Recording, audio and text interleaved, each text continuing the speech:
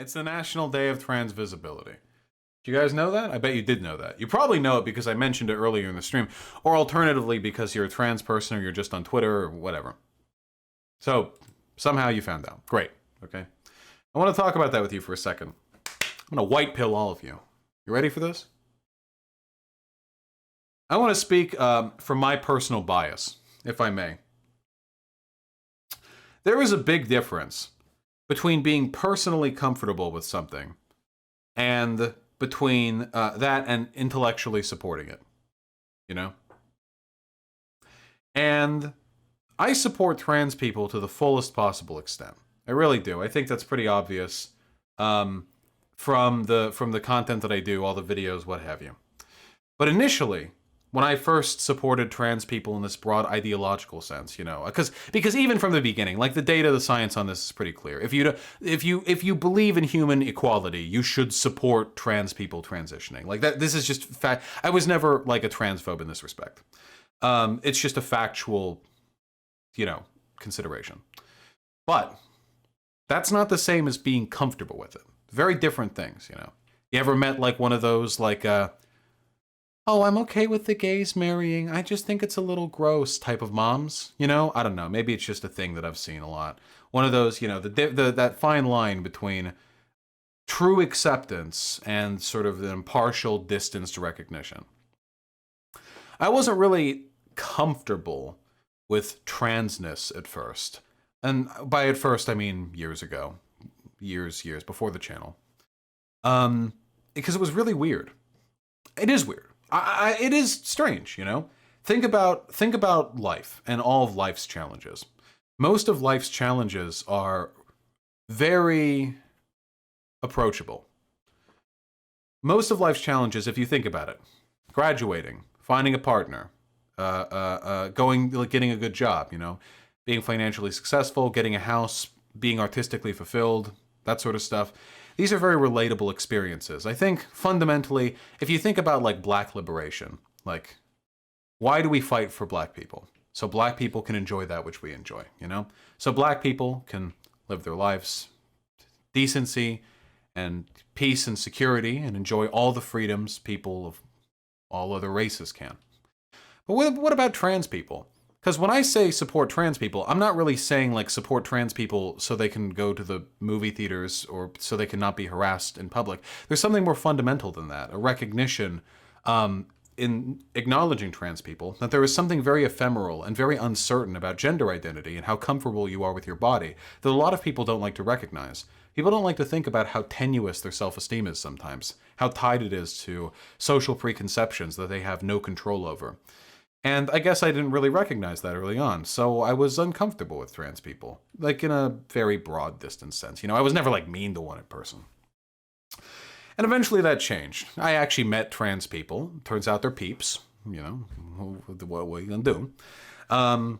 Had conversations with them. I became a gender abolitionist, which helped me out a lot because I can't understand the world from the perspective of somebody who wants gender to continue. I just can't. I can understand it. Like, in a distanced, ideological, like, I get why you would be this sort of way, but I can't put myself there, you know? And I grew a little bit more comfortable with trans people, not just intellectually, but on a personal level. And now I interact with trans people all the time, and great, whatever. My life is better than it ever has been, in so many ways. But for trans people, you know, the way in which they achieve social parity might not align perfectly with their individual comfort with what they are.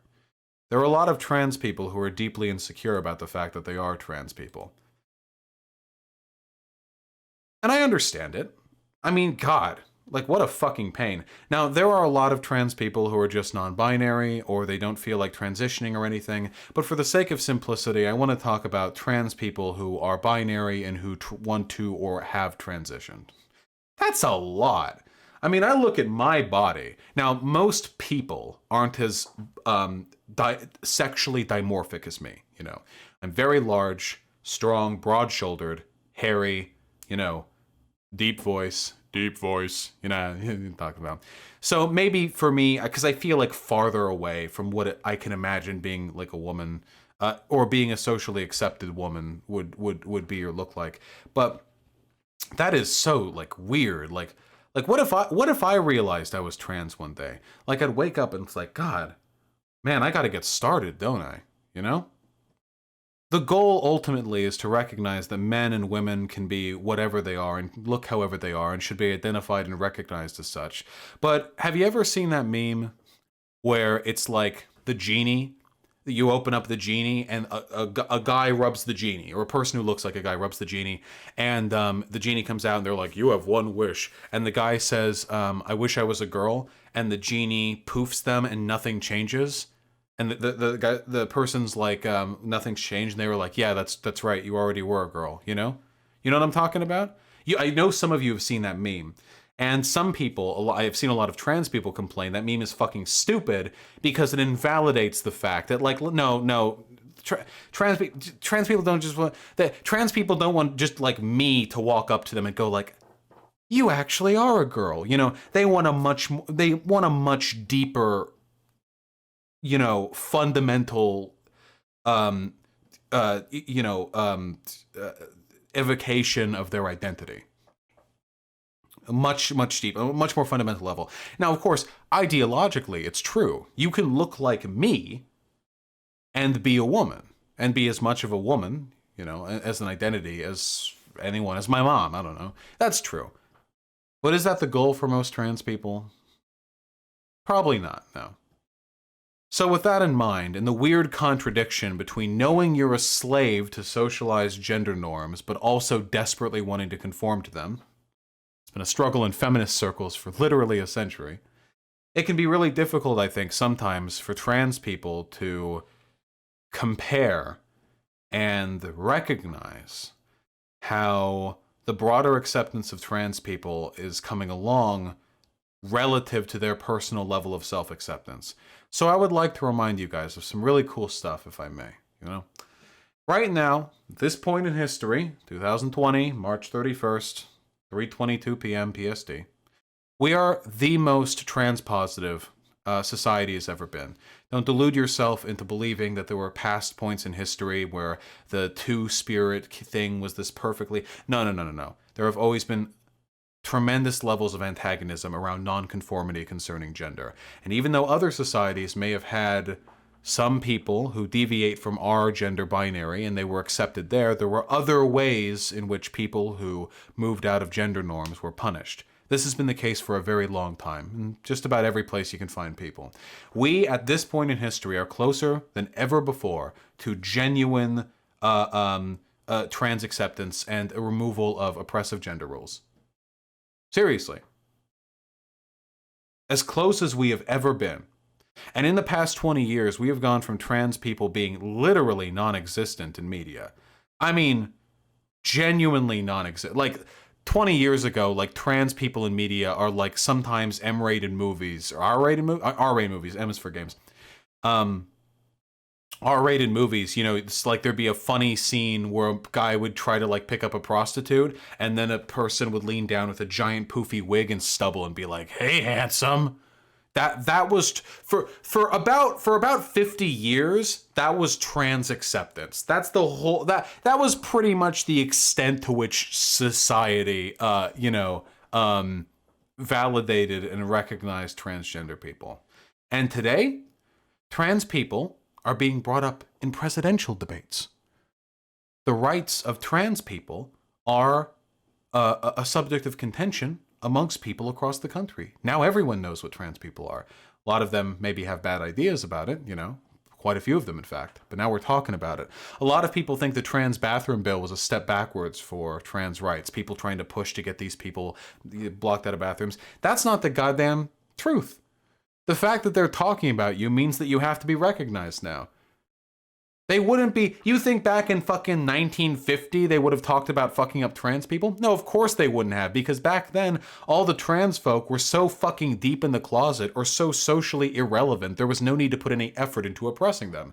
Nowadays, trans people, they gotta put work into making you feel like shit. Before, it could just the natural ideological state of society was enough. But now, they have to put effort in. That's incredible. That really, really genuinely is incredible. And I think that we should celebrate that. I know a lot of you folks, trans folks, whatever, are sad. Maybe you're not comfortable with your bodies or whatever. Gender dysphoria, I don't really care. It's all gay, whatever. Please do recognize that the disquiet and discomfort you feel is legitimately the result of antagonism between two social forces. That right now, your identity and social acceptance are grinding against one another, producing sparks. And the sparks hurt sometimes, you know?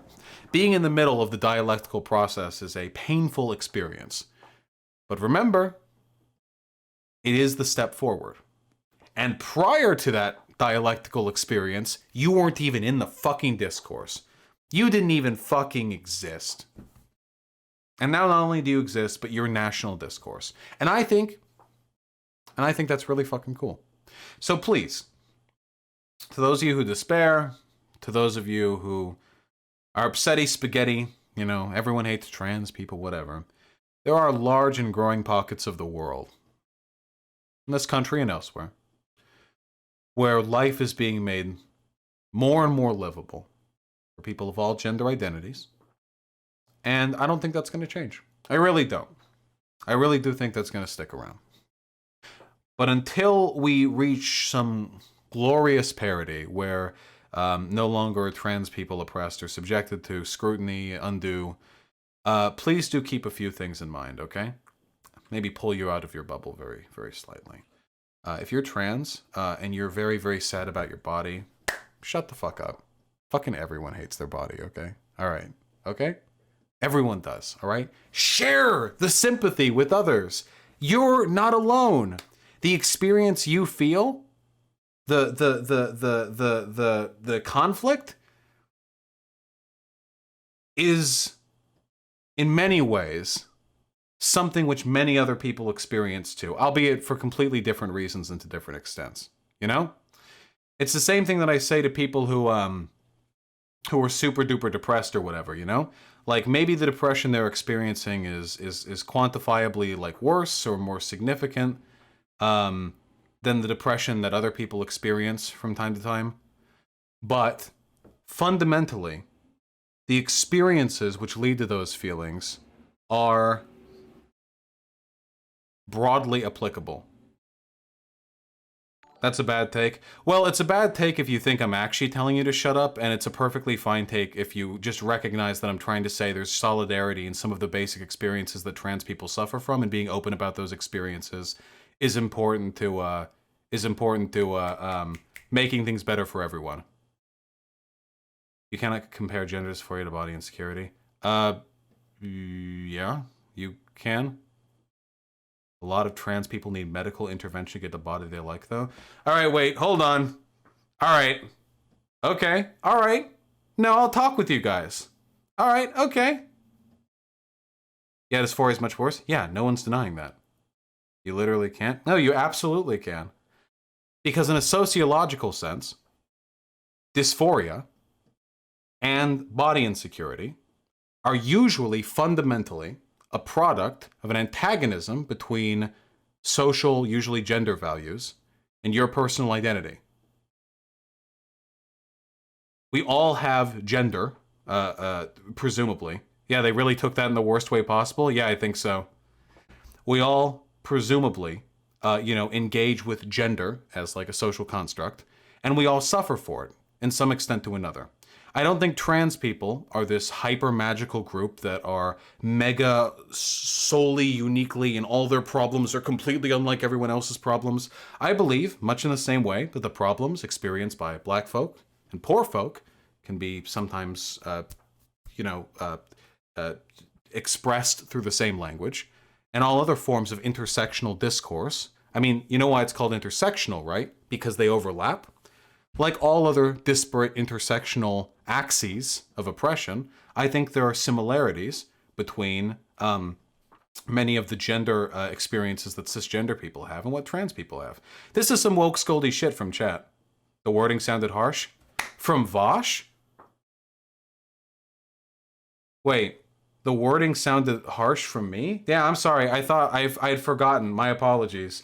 I spent 4.5 hours on stream yelling at people, but then we all get real sensitive over this. Yeah, exactly, Frog Flint. Keep in mind, a lot of the ostracization and suffering that trans people experience doesn't just come from dysphoria, it comes from social isolation. Pointing out that there is a parallel between some of the experiences of trans people and the experiences of non-trans people can be useful in helping people understand that there's a synthesis and a synchronicity between the problems they experience and those other experience. This is how you help people out with depression. Depression is pretty comorbid with being trans due to a lot of really shitty social reasons. So yeah, I would say, my apologies if I phrase things harshly. I'm so sorry, okay? I forgot. All very sensitive on this subject, okay? Just please do remember, transphobia, as it exists today, is deeply intertwined with sexism and the patriarchy. And those things affect everyone, not just trans people. A lot of those similarities allow for modes of common discourse. That's it. That's it. But that's it. All right? Sorry if I phrased it harsh. Love you guys. I know you love me too. What's the hot take? You couldn't be more wrong. Really?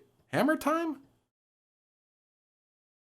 I couldn't be more wrong in the assertion that there are parallels between people whose gender experiences lead them to feel uncomfortable with their body and trans people whose gender experiences lead them to be uncomfortable with their own body. I'm sorry, I'm going to be frank. I think a lot of people who are experiencing... Oh, you were just trolling? Okay. I'm going to be frank. I'm calling you out. Now that I've clarified my language, look at how much better I am! 1 year ago, this would have been the angry stream. But I will call you out a little bit. I do think that people who suffer have a very toxic tendency to believe that they're the only ones experiencing that suffering. That it doesn't matter. Trans, cis, depression, anxiety, race, gender, it doesn't matter. That's everyone.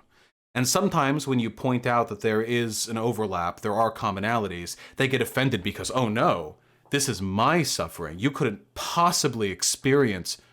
I reject this. Solidarity is the bedrock of getting better in all situations.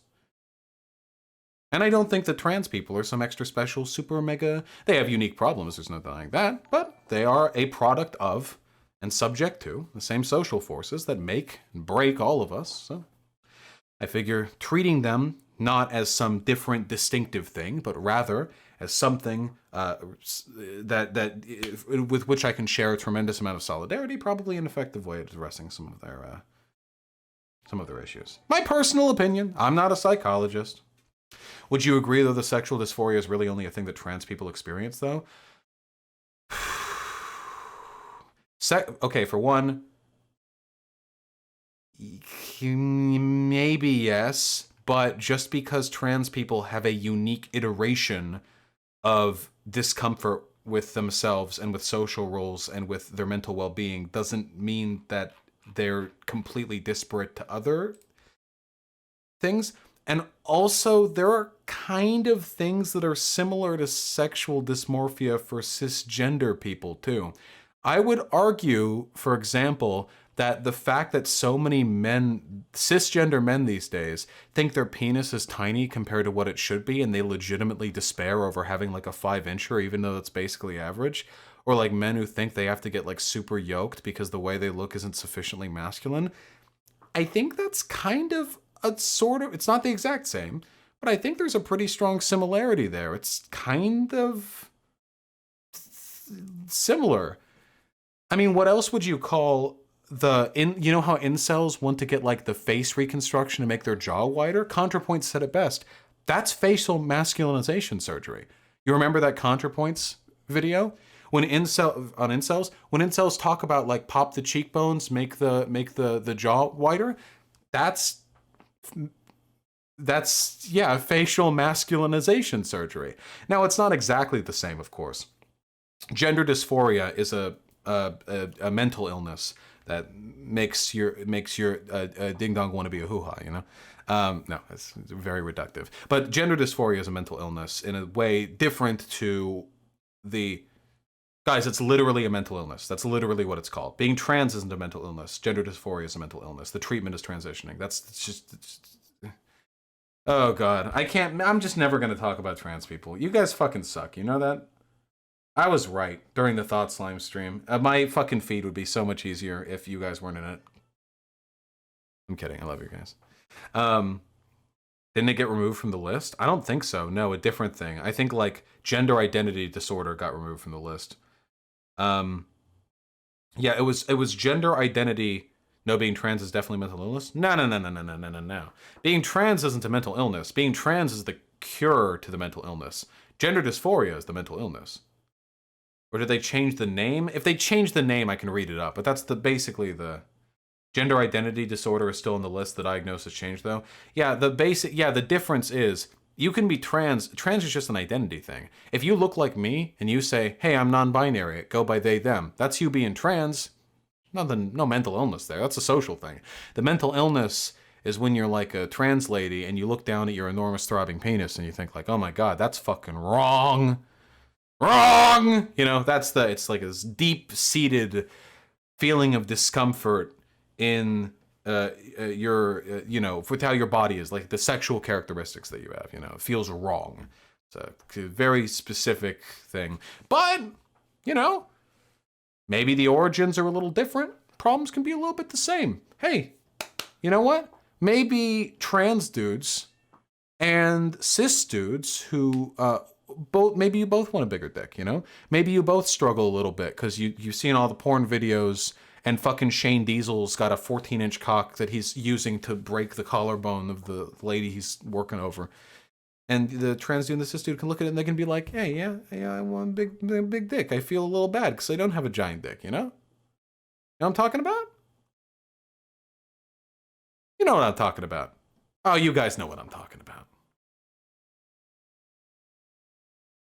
Yeah, look at that. Anthony Avon. I'm cis and I feel like my body doesn't really fit me. That's one of the reasons I can really understand trans people. Yeah, there's so much synchronicity. There's so much synchronicity out there. Look at that. Look at that solidarity. Can we get a hypers in chat if we now agree. At the end of the day, we are all victims of gender ideology, and that trans or cis, the problems, they're different, the severity different, trans people more oppressed than cis people, obviously, but together, ultimately, we have a fundamentally similar goal, fundamentally similar problems. The antagonism we feel between our very human, very, I guess you would call it flawed bodies, and the ideals that we are forced to strive towards in broad social sense. Okay? We good? All right, we cool? We're good now, okay? There we go. There we go. We brought it back. First, listen, you got to get him with the catch, okay? That's gonna be the YouTube video title, okay? Happy Trans Day of Remembrance. Trans people, shut up. That's gonna be the title, and then you reel them in, you know? That's what I'm talking about. Okay, yeah, Comrade Sophia. Yeah. Gender dysphoria is the new term. Gender identity disorder was the different one because they imply different things and blah blah. Rib is being a trans med, then call them stupid. That's a terrible idea. Yeah, I probably won't actually be doing that.